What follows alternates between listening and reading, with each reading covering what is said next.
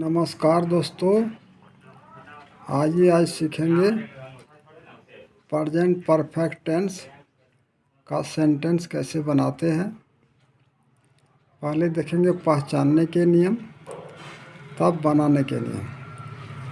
पहचानने के नियम, इस टेंस से हमें पता चलता है कि कोई कार्य बस अभी अभी पूरा हुआ है।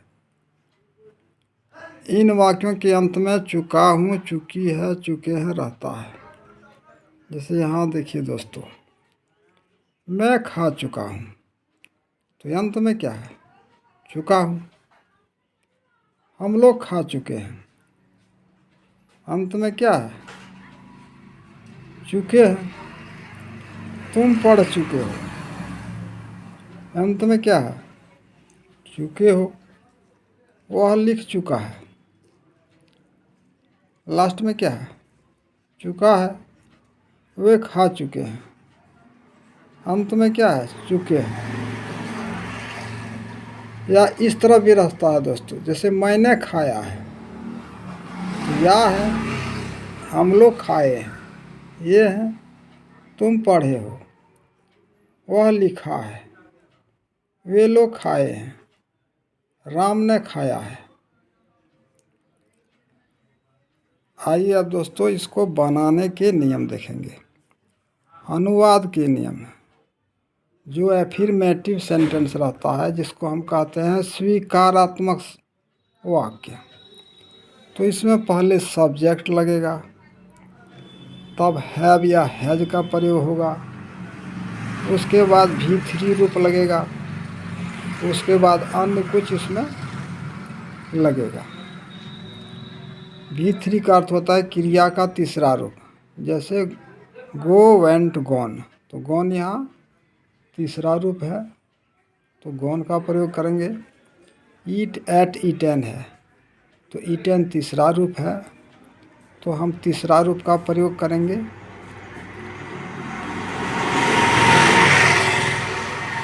यहाँ यह ध्यान दीजिएगा दोस्तों, आई, वी, यू, दे के साथ हैव का प्रयोग होता है, ये याद रखना है। आई, वी, यू, दे के साथ हैव का प्रयोग होता है। ही, सी, इट, राम, सीता के साथ हैज का प्रयोग होता है। आइए यहाँ आप बनाने के नियम देखेंगे एफर्मेटिव सेंटेंस का। पहले सब्जेक्ट लगेगा, तब हैव या हैज का प्रयोग होगा, और क्रिया का तीसरा रूप लगेगा, उसके बाद अन्य कुछ लगेगा। जैसे मैं खा चुका हूँ, तो सब्जेक्ट इसमें मैं है, जिसका आई होता है।